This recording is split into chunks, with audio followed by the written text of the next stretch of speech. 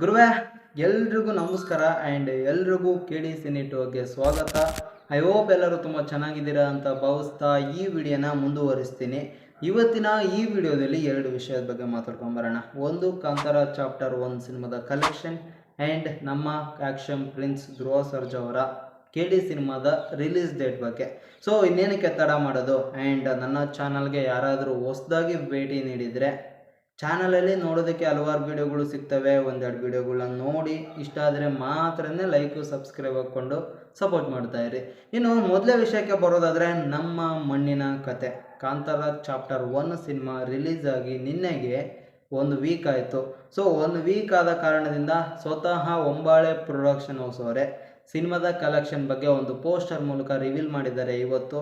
So 1 ವೀಕಲ್ಲಿ ನಮ್ಮ Kantara chapter 1 cinema ಎಷ್ಟು ಕಲೆಕ್ಷನ್ ಮಾಡಿದೆ.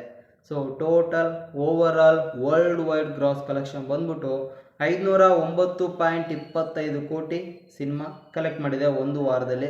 ಸೊ ಇದನ್ನೆಲ್ಲ ನೋಡ್ತಾ ಇದ್ದರೆ ನಾಳೆ ಕೂಡ ವೀಕೆಂಡ್ ಇದೆ ಆ್ಯಂಡ್ ಈ ಕಲೆಕ್ಷನ್ ವಿಚಾರದಲ್ಲಿ ಈ ಕಲೆಕ್ಷನ್ ನಂಬರ್ಸಲ್ಲಿ ತುಂಬ ದೊಡ್ಡ ನಂಬರ್ ನೋಡುವ ಸುಳಿವು ಕಾಣ್ತಾ ಇದೆ. ಆ್ಯಂಡ್ ಎರಡನೇ ವಿಚಾರಕ್ಕೆ ಬರೋದಾದರೆ, ನಮ್ಮ ಆ್ಯಕ್ಷನ್ ಪ್ರಿನ್ಸ್ ಧ್ರುವ ಸರ್ಜಾ ಅವರ KD ಸಿನಿಮಾ ಈ ವರ್ಷ ರಿಲೀಸ್ ಆಗುತ್ತೆ ಅನ್ನೋ ನಂಬಿಕೆ ಇತ್ತು. ಬಟ್ ಇವಾಗೆಲ್ಲ ಆಗ್ತಾ ಇರುವ ಸಂದರ್ಭ ಆ್ಯಂಡ್ ನೋಡ್ತಾ ಇದ್ದರೆ ಖಂಡಿತವಾಗ್ಲೂ ಈ ವರ್ಷ ಈ ಸಿನಿಮಾ ರಿಲೀಸ್ ಆಗಲ್ಲ.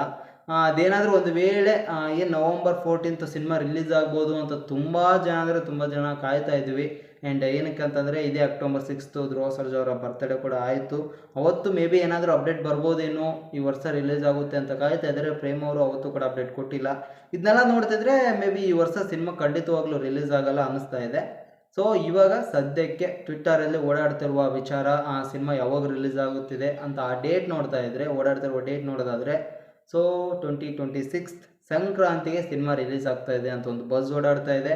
ಸೊ ಇದು ಎಷ್ಟರ ಮಟ್ಟಿಗೆ ನಿಜಾನೋ ಏನೋ ಗೊತ್ತಿಲ್ಲ, ಬಟ್ ಇದು ನನಗೆ ತುಂಬ ಡೌಟ್ ಕಾಣಿಸ್ತಾ ಇದೆ. ಸೊ ಏನಕ್ಕೆ ಅಂತ ಹೇಳ್ಬಿಡ್ತೀನಿ ಕೇಳಿ.